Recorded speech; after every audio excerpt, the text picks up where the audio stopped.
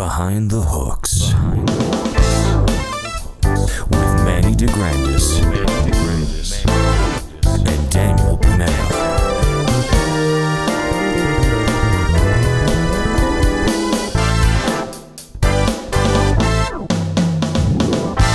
All right, welcome to Behind the Hooks. Hi, Manny DeGrandis. Hi, Daniel Panetta. How's it going, buddy? I'm great. How you doing? Good. We look different. Festive. 'Tis the season. For those of you listening, we are wearing the probably most atrocious, I don't know what's going on here. Why don't you explain what you're wearing to our listeners? Well, I went with the ugly Christmas sweater, but it's so not ugly. It's perfect. Honestly, I would wear that all year round. Yes, it's Clark Griswold, everybody's favorite dad. And your hat. Oh yes, your hat does fun things. Let me see if this will work. It's so good. It's beautiful. But if you see me with my eyes closed while we're watching this, it's because Daniel's jacket is just so loud. It's loud. So loud. I've got the amp cranked up to 11 here. I'm honestly, there's a funny story here. You're still going. I'm still going. I'm having a great time. So I got this suit. There were so many options. So, Stitches at Upper Canada was having this clear out sale, and their whole front of the store was ugly Christmas sweaters and Christmas outfits and holiday craziness. It was hysterical. So we were going there for Taco Bell. So it's Jack, who you guys might know from the other podcast. I have $100. I can do whatever I want. And my girlfriend and her best friend, and we went in there, and we have to. We walked through that section of the mall, and we're just we have to stay here for as long as we can just to look at the stuff. So we all ended up getting something, and I was having a hard time. I knew I wanted to get a suit, but none of them were really yelling at me. And then I came across this one. I'm like, you are so unnecessary. Yeah. You're mine. $10 for the whole suit. Oh, worth it. Yeah. You got to do it. Sounds like something you got to do. So loud and proud, here we are. Happy holidays. No matter what holiday you celebrate, happy holiday to you. So let's get pessimistic before we get uplifting. All right. Sounds right. So, look, if you go into any mall, obviously now it's not the thing, but in the past, if you went into any mall around this time of year, you will hear the loop-de-loop-de-loop of the insanity that is the Christmas playlist. Some are, staples to the holiday season, and some are absolutely atrocious. Yes. And I feel for the people working there. I don't know about you, but it's they have to listen to that day in, day out, and multiple versions and multiple times that they have to hear the same song. So do you like Christmas music? Okay. Here's my thing. Yes. I like when people take, they take the reins and arrange it to fit their, their style. Or I like when somebody goes completely off kilter from their style and really dives into, because when I think Christmas, I think crooning jazz for me. That's the kind of thing that I think of, right? The Sinatra, the Dean Martin, the old albums of the Rat Pack. On, right? And I like when you hear a rock singer that attempts that, and it's good for you, whether it's good or bad. I like some Christmas music. Okay. There are some, I can tell you right now, my absolute favorite is kind of off the beaten path. So Joni Mitchell's River. Yes. As done by Robert Downey Jr. Yes. It is absolutely stunning. I love that rendition so much. I will listen to that on loop. And for those of you that aren't big fans of John Tesh, he at least played that song 4 times in a night. So, so I do like that one a lot. But like I said, that's kind of going off the beaten path a little bit. But with River, she we turned it into we as a society turned that into a Christmas song. We did. I don't think it wasn't. It was a winter song. It was Yeah. a song reminiscing about wintertime, Yeah. and I don't think there was any mention. It's just like Kenny Loggins' "Celebrate Me Home." That was not on a Christmas anything. Christmas radar. He sang that in California live all the time, even off the holiday season. Yeah. But it just happened to mention holidays in the first line of the song, and Yeah. people. It's like the whole Die Hard thing, you know.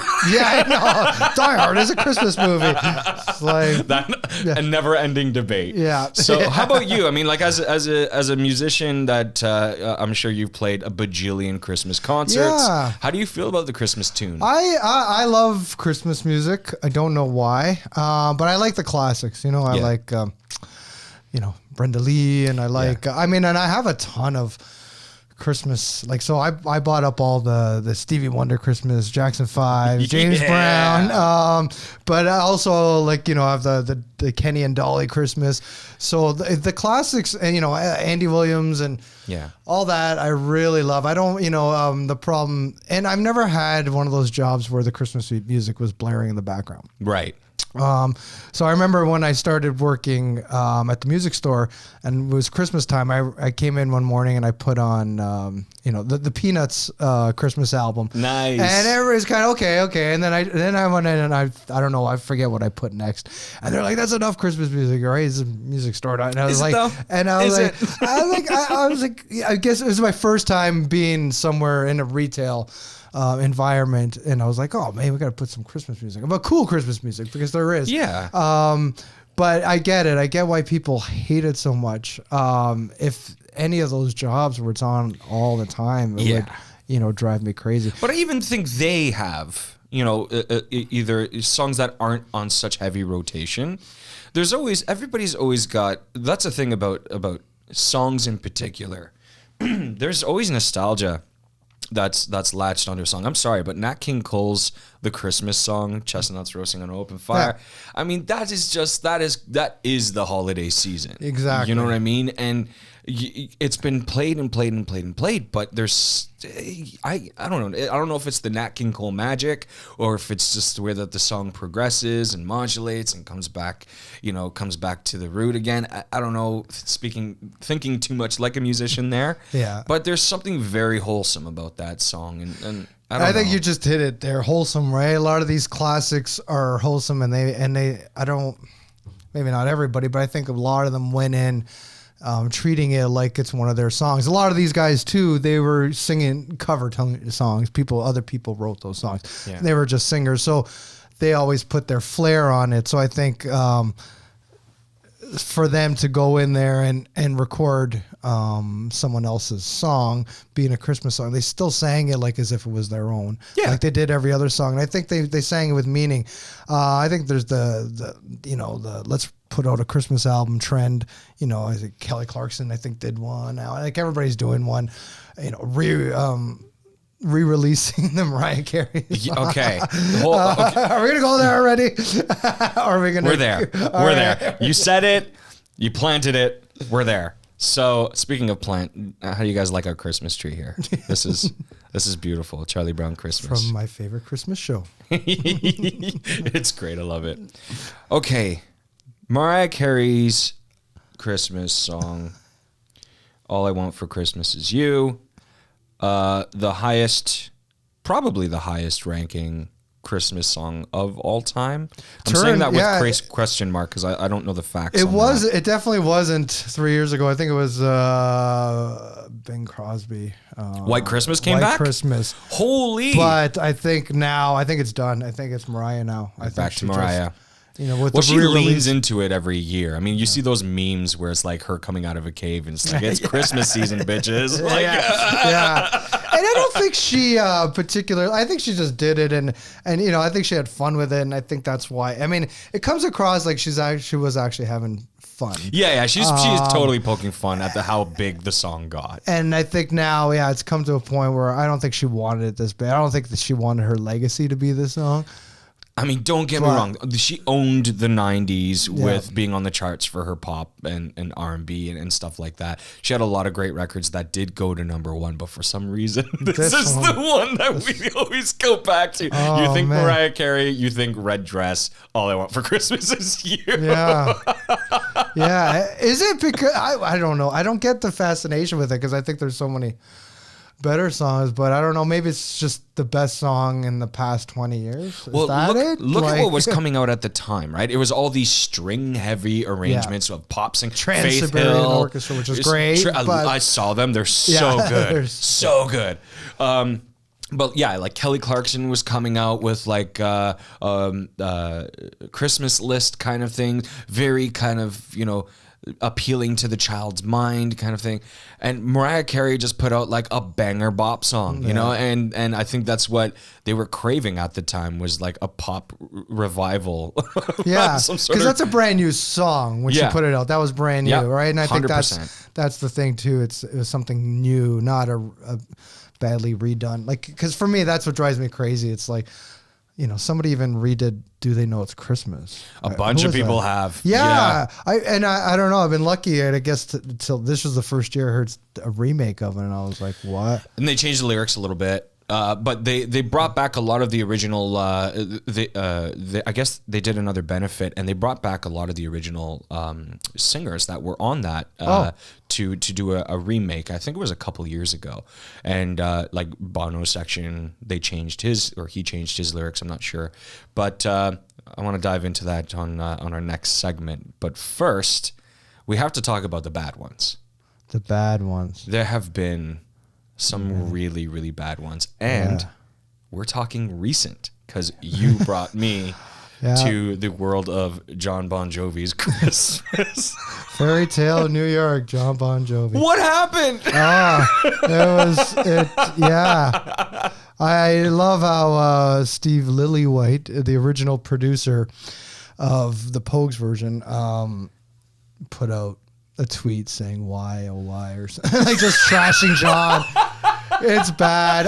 Seriously? I know. Oh, ouch. It's so bad, and it just, as the song goes on, it gets worse. And it does. It's like a bad rash. Yeah. It doesn't go away, and then like day 2 is probably worse than day 1. Yeah. And I don't know what happened there. I literally, before we started filming here, I turned it on and I saw the color go away from Manny's face, but also I was experiencing it for the first time, and physical pain, genuine physical pain there, because I've never heard somebody unintentionally do a bad Bob Dylan impression. First of all, right off the bat, I didn't like the piano. I didn't like that. It's a great song. I like the song, but I don't know how many nails you can put in that coffin all at once. That's a hefty nail gun. Like yeah. But it's just like movies, right? Like you watch a movie, and like it doesn't go over well, right? And music has that as well, whether it's an album or a single. Unfortunately, singles can be much worse because it'll turn you off of ever getting any of the albums from the artist altogether. But this is Bon Jovi. Yeah. This is John Bon Jovi putting out a song. You know it's going to get play because it's John Bon Jovi. And that's the thing that drives me crazy, right? Like the views are... I found it through Facebook, through just, I don't know, Billboard or somebody. Damn Facebook. Just making fun of it.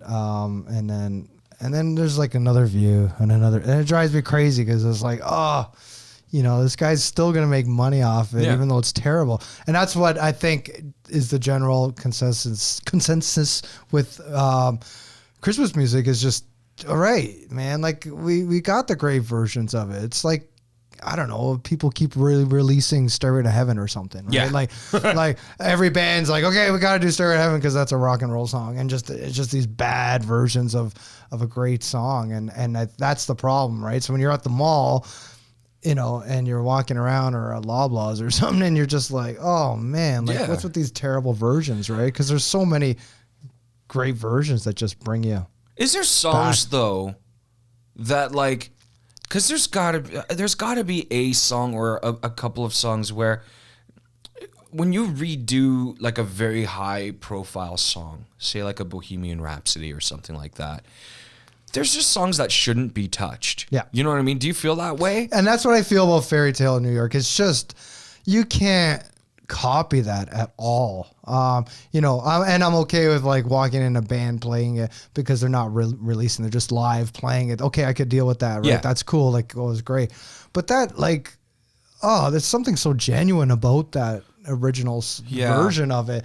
You can't copy that, right? And like, there's so many songs like that. And I think a lot of Christmas songs, it was ruined for that reason. Yeah, I think I feel that way about the Christmas song, the Nat King Cole one. Because, I mean, I can't separate the two. There's some songs that are like that, like Queen and Bohemian Rhapsody, like, Bon Jovi and Living on a Prayer. No one's re-recording that. You have Living on a Prayer. You have Living on a Prayer. Go lie down. Like, it's funny because it's a John Bon Jovi release, right? The band's just like, no way, man. They want nothing to do with it. Alex is like, no way, man. Don't ruin my cred. I'm out. Call Richie back. Yeah, and I may have contradicted myself at the beginning of this episode, saying that I like when artists that are known for one thing try another during the holiday season. This is an example of when I don't. Yeah. So, you'll have kind of a guilty pleasure. A few years back, Billy Idol went on like a TV thing, like a morning TV zoo thing, and performed a bunch of Christmas songs in the style of the classics. So it was basically him and a piano, right? A piano player. And he went on and sang, because he's so heavily influenced by Elvis that like he did a lot of Elvis's versions of Christmas songs. And yes, I have every album. Yeah. Great album. There's another great Christmas album that gets a play at my house all the time. I mean, Blue Christmas is Elvis for some reason. So, but yeah, Billy Idol went and did that. And as much as is that, I call certain songs, you're going to hear some terminology that is made up by me. It's called roll up window songs. It's when you're in traffic and you need to roll up the windows because you don't want people to listen to what you're listening to the real guilty pleasures. So the Billy Idol kind of Christmas extravaganza that he did a few years back is my roll up Christmas. Because they are good, but I don't want people knowing that I listen to that. You know what I mean? Yeah. Do you have any Christmas roll up window songs? Please tell me it's the Grinch soundtrack, isn't it? I think it's all of them. I have to say, I'll have the Charlie Brown Christmas in my car. But that's a heavy album. I know, but you're not blasting it out of the window, right? Like, I think any Christmas song is a roll. You kind of don't want anybody. But you know who? Okay, so the people that are kind of taking. Because Michael Bublé is kind of like the new Bing Crosby, Dean Martin with the specials for around Christmas time. And I believe there was a little bit of stoppage because his son was sick.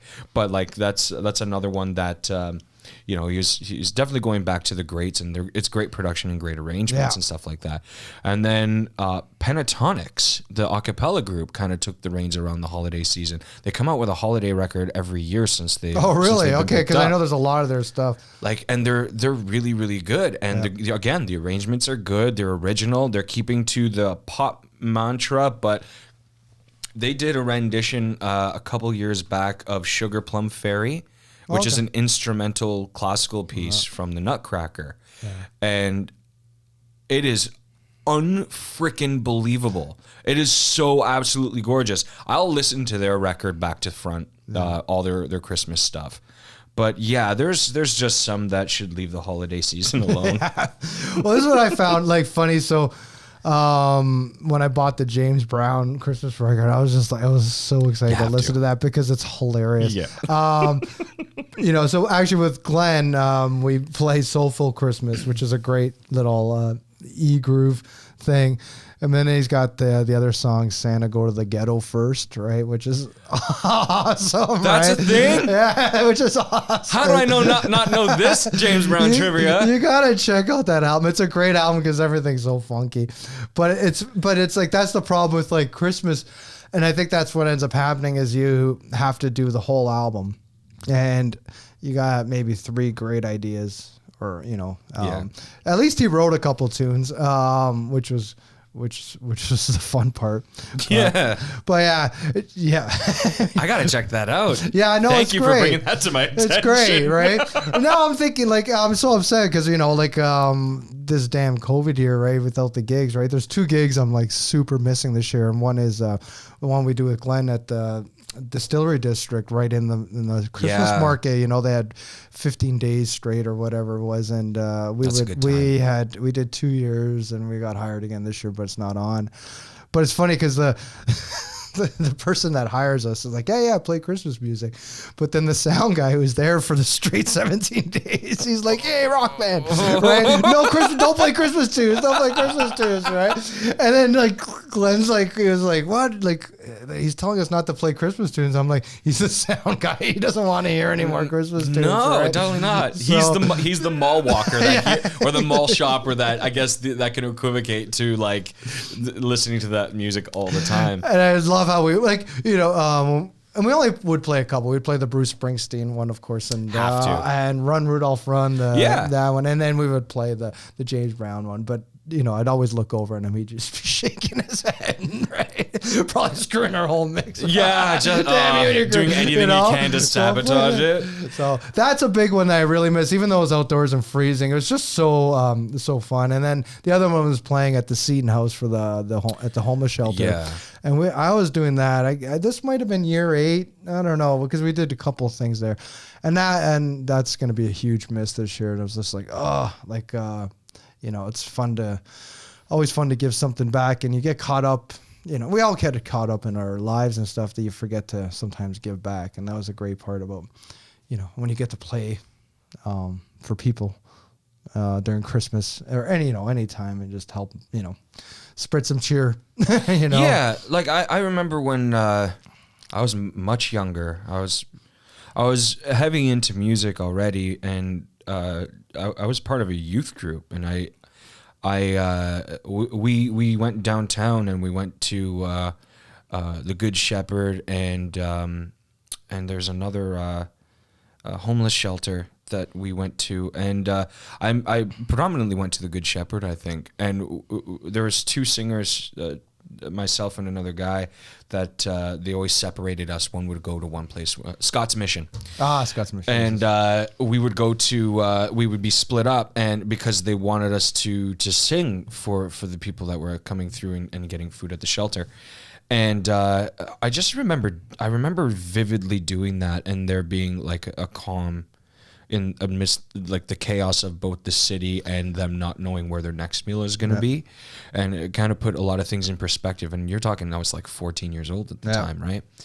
And there's something really cool about that. And I do miss doing that. And then afterwards, we take the food that was left over or any extras that we made, and we go walking down the streets to homeless people that didn't come to the shelter and just give them meals right there on the street. So that was a kind of one of the coolest things that I did during the holiday season when I was growing up. But going back to Bruce Springsteen for a sec, because that song was an accident. That was not meant to like be. Like he did it live, and they were doing a live recording. But how many times does he chuckle through that song? And it's so perfect. Yeah, I mean, he has so much fun with it, and I think that's the biggest thing. And his personality, and that's another thing. Like, okay, so that's a song that's been done a million times, but then he does it, and there's something fresh about it. It's just screams fun and laughs and holiday cheer, and that's where it's like, that's great. Like, that's what you want. That's my favorite thing that Bruce did. I think that's like one of my favorite things that he does live. I mean, he's done. Don't get me wrong. I love Bruce Springsteen, but when I hear that song, I smile. Yeah, like exactly. Yeah. Right, exactly. And that's what Christmas music's supposed to do to you. And I think I think maybe even the biggest part of it is that when you're hearing it, you're probably stuck in a lineup shopping for people you don't want, and looking for and I think that's the problem with, I think the biggest thing is it just angers you, because you're just like, oh, there goes my, racking up my Visa, buying gifts for people that they don't care, right? So then there's that whole, so Damn you, corporate America.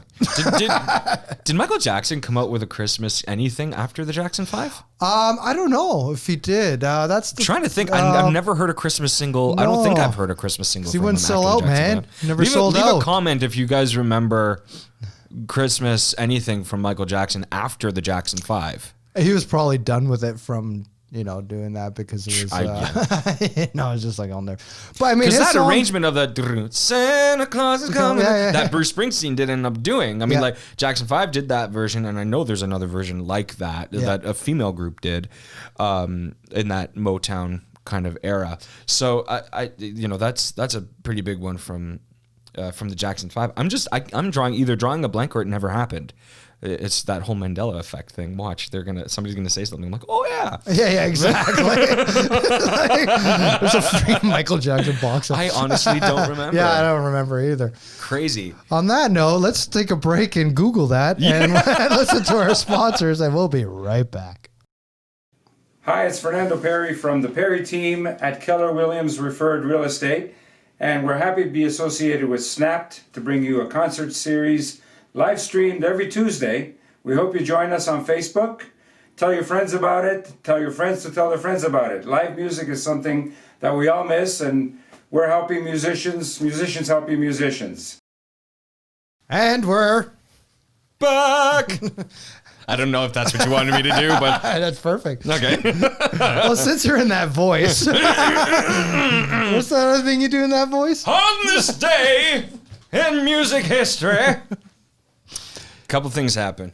Some in memoriams, definitely, with Dean Martin passing away in the 90s on Christmas Day. I believe it was 1995. Wow. Or 97. I can't remember. And George Michael. And, George Michael. 2016, I believe, passed away on Christmas Day. Yeah. I remembered when that happened. That was a heavy one.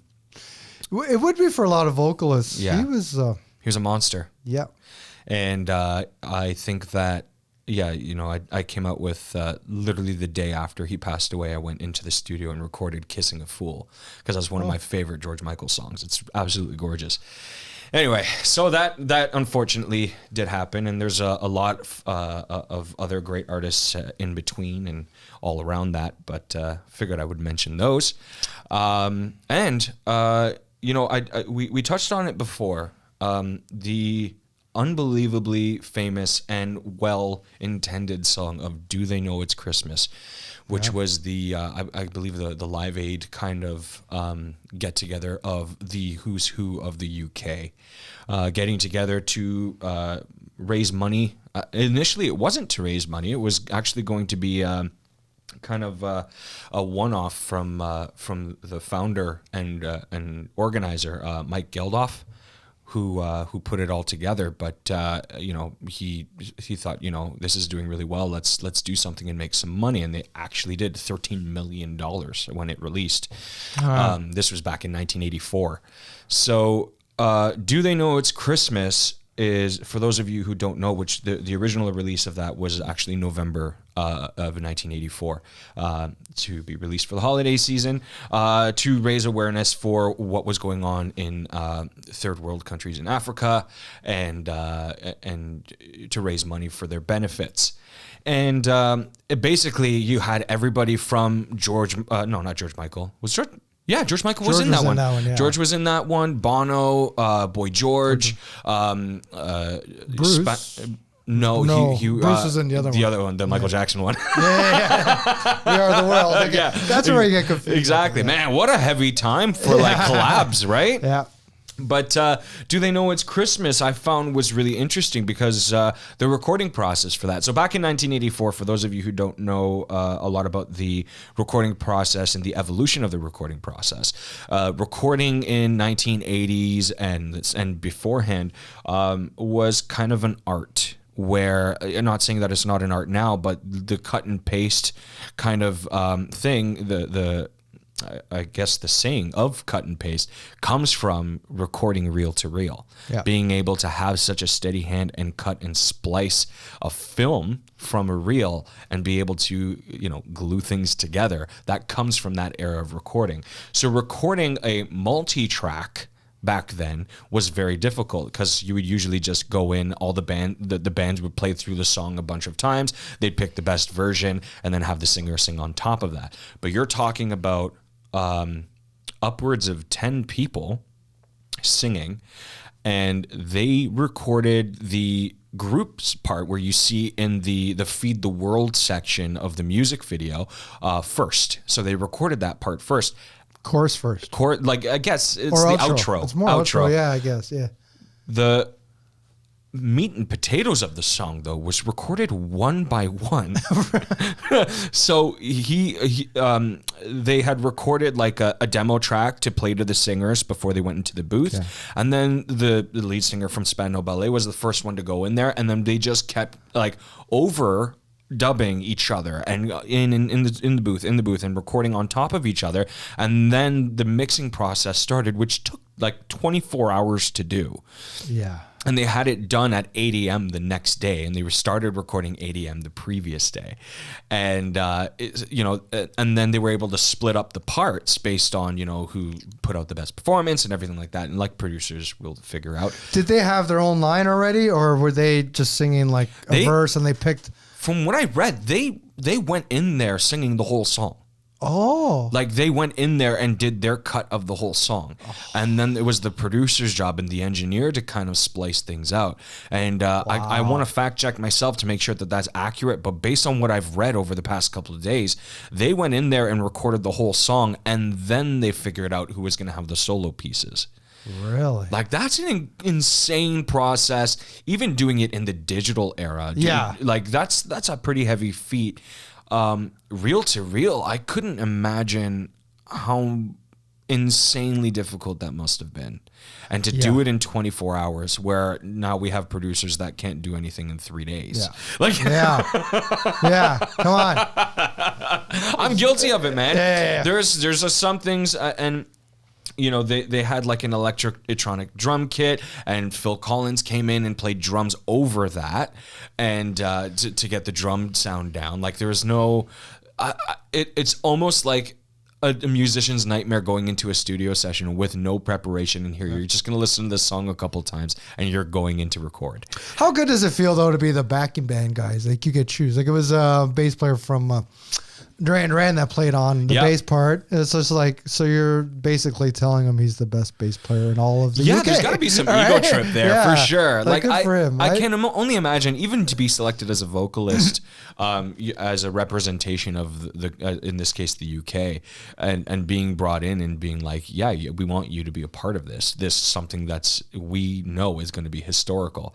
I mean, I'm sure it was no different with We Are the World with Michael Jackson and Lionel Richie, kind of like, and Quincy Jones kind of handpicking the biggest artists of that day. Yeah. Which is crazy. We should actually do a whole episode of like who was on it and where are they now? Yeah, of all those things. Because at the moment, it's just funny. Like when you watch these things, like anything on TV or for the moment, and they do these types of things since then of other songs or whatever, and you're just like, man, if this was 3 months ago, that person wouldn't be on it because they were nobody. And I wonder if it's a year from now, if that person that I'm kind of questioning on it will be even relevant. Right? Yeah. Like the whole, NSYNC band, except for Justin, right? Like if they do something, they got up and they played with Michael Jackson, right? And it's kind of like those fuckers got to play with Michael Jackson. Right. And where are the 4 or the 5 of them now? Right. On crack. Little known fact. Known fact. Don't Google it. Don't Google it. That's the fact. Okay, you heard it here first. Yeah, because I mean, even when we did in Canada, we did Kanon's Wave, Just Like a Waving Flag. Yeah. At Bryan Adams' studio, and they had like the best of Canada ? Come in, and a lot of those people kind of jumped off the face of the earth since then. Yeah. But Bieber was just kind of getting into it, and they brought him on the record to do like 2 lines. That worked out. He's one of the ones that actually did work out. But Drake was on it, and Nicki Yanofsky was on it, and there's a bunch of Canadian art. You probably don't know this one, but there's a little Canadian version of all of those other Christmas songs in We Are the World called Hear and Aid. It was the metal version of it. I've got the vinyl. I wish I brought it at home. I remember buying it as a kid, and I can't remember who's on it, but I remember the boys from Helix are on it. And Seriously, well, yeah, it's great. It's great. It's it's called Hear and Aid. Google it. That you can Google. I'm doing that as soon as we're out. It's great. Yeah, I got the album. I forget what else is on that album. I gotta pull that thing up. So what has more pull then? What has more pull? Is it the song itself or the fact that our favorite artists are on it? What makes it $13 million sold? I think it's the artists that are on it get you to listen to it, but the quality of the song keeps the longevity, right? Yeah. Yeah. Because do they know it's Christmas in today's standards? If you were to put that song together and have it as a release as a band, it wouldn't do well. I don't think it would do well. I think there was something about the production quality of the time that worked. There was something about the voices that were put together that worked. There was something about the incentive behind it that worked. I think it was just a well put together sandwich. Yeah, it was definitely a great thing to. I love when that stuff happens too. Like when musicians get together like that, put the egos away, look like they're having fun at least, and do something good for the world. And that's amazing. And the fact that the song lives on forever and ever. A lot of these corporate fat cats just write a check maybe and just for a write-off, right? And this is something cool. Like, it's special, right? Because, the video was very important. And they did that a lot in the 80s. There's 4 big ones, I guess, in the 80s that did that. The Sun City one, and then the Hear and Aid one, which is my favorite. But it's like, it is great to bring awareness and money there. And unfortunately, that all dies off. I mean, now kids here, do they know it's Christmas? And they don't even see I remember looking up the video on YouTube, and they didn't even have a nice video of it, like a high resolution video of it. No. That needs to just some dude with the old shoulder video camera that we all had when we were growing up. And that was, and I think that was the most important part. I mean, we were, it was very visual, the maybe it was MTV. Like, now they had a video outlet. And it's not just about the words. Like, you could actually have a bad song with a great video and still spread awareness. Sure. Maybe. I don't know, man. Like, I think about that a lot, where like what has more pull, and I might make a segment about that for the show of just like what has more pull. Is it the thing behind the music? Is it what's going on behind the hooks, essentially, or is it the song itself? And in certain situations where marketing kind of overdoes their job, and it's like, okay, if you're covering a song, let's say, what has more pull? Is it the song at that point, or is it the artist? If the artist is lesser known or known for a certain thing? I don't know. I think about that quite a bit, because if you look at like the age that we're in, where you're getting famous based on the videos that you're putting out, and the tags that you're putting on your videos. So if you're covering something that's already really well known, like I put out a video for Maroon 5's Memories. I did an a cappella version, I think a year ago, something like that, and it skyrocketed. Like, it blew off the charts. Couldn't claim anything on it because it's a Maroon 5 song and it's a cover. But at the same time, it's like, wow, okay. So I put out a bunch of better stuff, but this Maroon 5 ripoff of the Patch Bell Canon in D got the pull, and it's that reason, I think I have an answer for that one, is because when you search that song on YouTube, it may show up. Yeah. Right. And then I think that's the thing, right? So all you're doing is more people are searching for that song. Yeah. So all of a sudden you're getting more views. Like, with my YouTube channel, it's the more popular of the songs. Right. That get the more views. I could see that, and it's probably it's a no-brainer kind of answer to it, and it's like that's pretty much what it is like, because I have YouTube Premium, which comes with YouTube Music, which kind of overtook Google Play Music. Yeah, and where you're able to listen to just audio of YouTube videos, and you're able to download them, and probably the best investment I've ever made as a musician, especially if you need to learn a song on the fly and there's only a live video, but you don't want to put the video up on your phone. You have the option of YouTube Music. So I think that Yeah, it has a lot to do with how recent of a song, and this is for anybody that's listening that really wants to get some traffic as well. How recent is the song that you're releasing is one. How good are your tags? It's okay to get specific, even in the 500 characters that you're allowed to put in your tags section. How good is the quality of your production, both video and audio? Yeah. That has a lot to do with it too, because a lot of the time I will turn off a video if the audio is garbage. Yeah. Or I won't be interested in watching the video if the video quality is garbage, even if the audio is good. Yeah. How good is even your picture? Your thumbnail. Your thumbnail. Yeah. There. That is important. A terrible thumbnail. I just move on. Yeah. If you're putting up something grainy, then that's what the people are going to assume that you're putting out is something grainy. Which is so crazy, right? Like that we live in this world now, right? Like, growing up, I would buy, bootleg VHS live videos of, Genesis and Led Zeppelin and stuff. And it was horrible. And it's, and I have so many CDs of like Hendrix bootlegs and then you listen back now and you're just like, oh, like how did I listen to it? But you just wanted something different, right? And you just love that band so much that you're willing to do that, right? So yeah, when you're a nobody and you're doing a cover version of something, then you have to have all of your checks in order to get any sort of viewership on that track. Otherwise, I mean, like, unless you have a name, like if Jimi Hendrix, say, were alive during the era of YouTube, it doesn't matter what his thumbnail looks like. It doesn't matter what the quality of the video is. There's a really bad video of Paul McCartney and Johnny Depp and like all these guys doing like a blues song, sitting in a circle with like some blues legends or local blues legends, and the video is garbage. There's no booms or anything like that that's picking up the audio other than the microphone on the camera, and it's got I don't know how many hundreds of thousands of views or million views or something like that. So it's the pull. There's the pull there. If you don't have any pull, then you got to make sure your I's are dotted and T's are crossed in order to get that video any sort of viewership.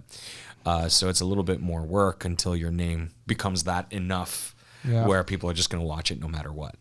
So you said Paul McCartney. Yeah.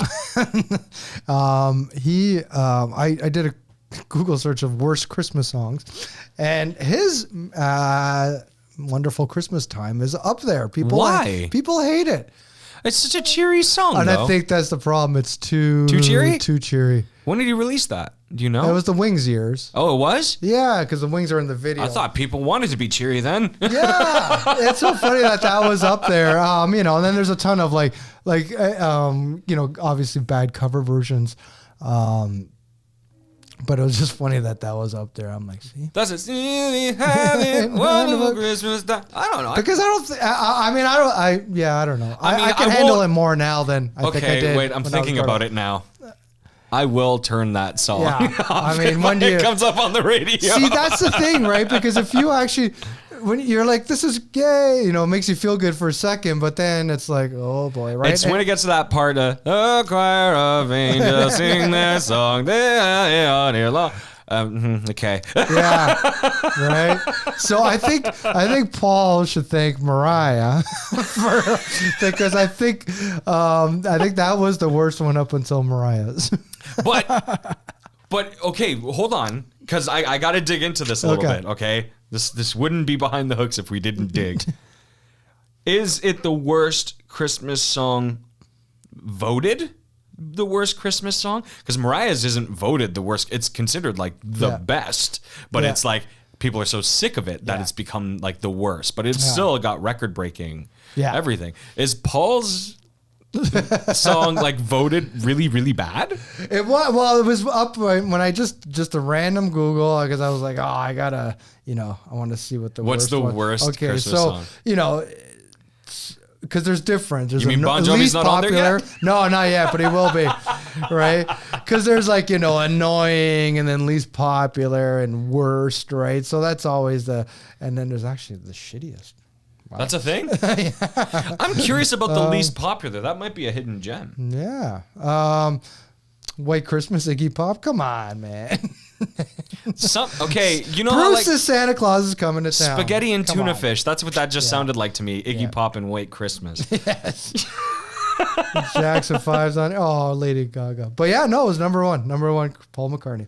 Wow. But it's a terrible list because there's stuff on here. I saw Mommy Kissing Santa Claus from the Jackson 5. Come on. I'm sorry, that's a banger. That's a banger. I mean, you want a kid to sing it, right? Mistletoe from Justin Bieber. Everyone else that is one. creepy singing that song. Do they know it's Christmas? Seriously? Band-Aid number 6? Come on. That thing was amazing. No, okay, so that list is shit. Yeah. It's garbage. Yeah, that's so wrong. But it was just, I was like, yeah, it's definitely one of those songs that's just kind of like, it's just way too. Do you turn off a song if you hear sleigh bells? Because I find myself hating sleigh bells a lot. Yeah, you know what? I don't. I definitely hate if a singer busted out. I hate that more than I will take the sleigh bells and give them a tambourine. That's yes, fair. definitely. Fair. I don't know what it is about sleigh bells. It ruins a lot of things. I can't bring myself to like listen through a song with sleigh bells. It's like I get what you're trying to do, and as soon as you hear sleigh bells, you know it's a Christmas song. And if you happen to have a high resonating, like high treble tambourine on your track, and like a producer or like A&R guy listens to it, they're gonna be like, kind of sounds like a Christmas song. Yeah. It's like, it's not though. It's a tambourine. Yeah, exactly. I don't know, man. I Christmas music. Favorite Christmas movie? Whoa. Favorite Christmas movie? Well, it's hard to pick one. It's a Wonderful Life. Yeah, It's a Wonderful Life.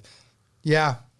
I mean that. In today's standards, I mean, like people hate on Jimmy Stewart a lot, but I don't know. I just remember when we had our old like Hitachi big tube TV, and like the Christmas season would come around, and my family would be flipping through the channels, like the minimal channels that we had, and that movie came on, and black and white television in my house was always.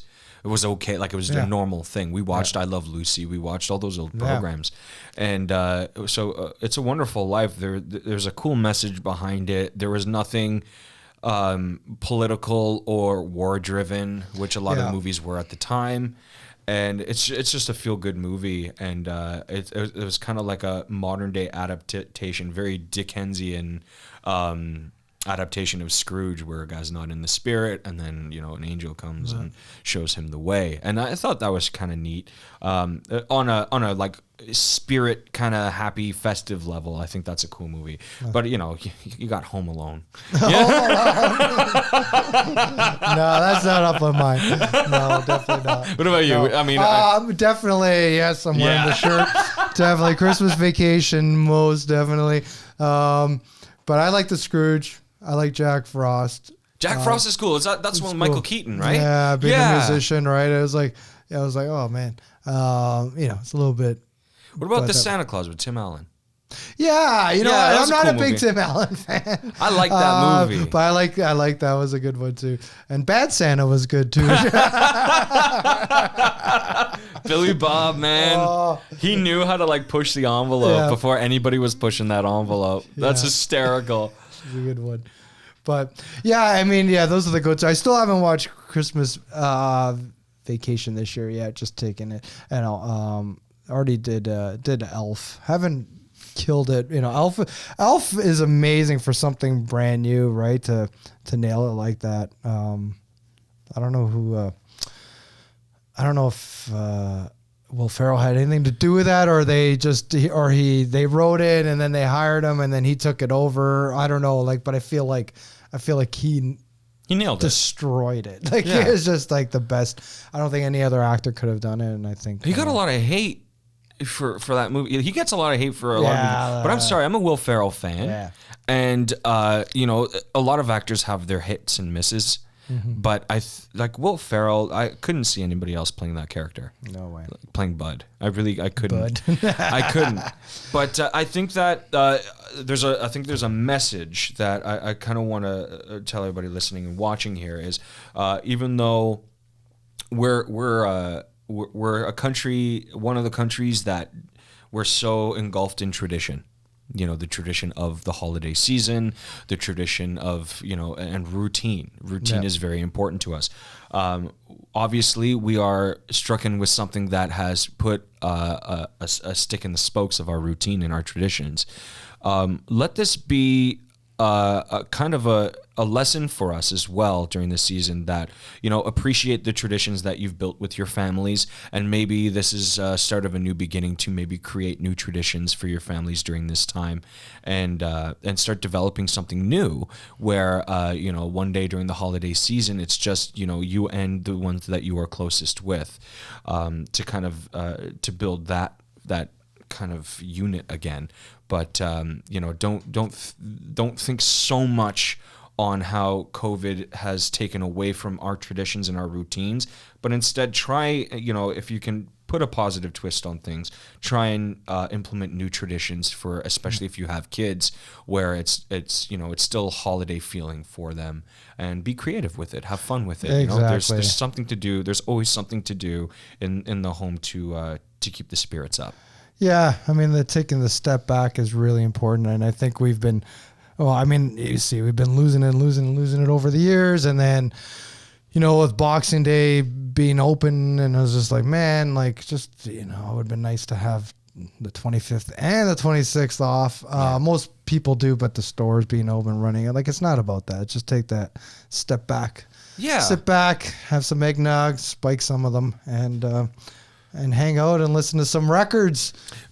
Before we leave, actually, there's a funny thing about Boxing Day that I don't think it's like on this day in history, not music history, but the whole premise of Boxing Day, how it started, was basically like when royalty or when rich people had their Christmas parties on Christmas Day, the next day they would box up the food and give it to their butlers and whoever was serving at the dinner, and that's where Boxing Day comes from.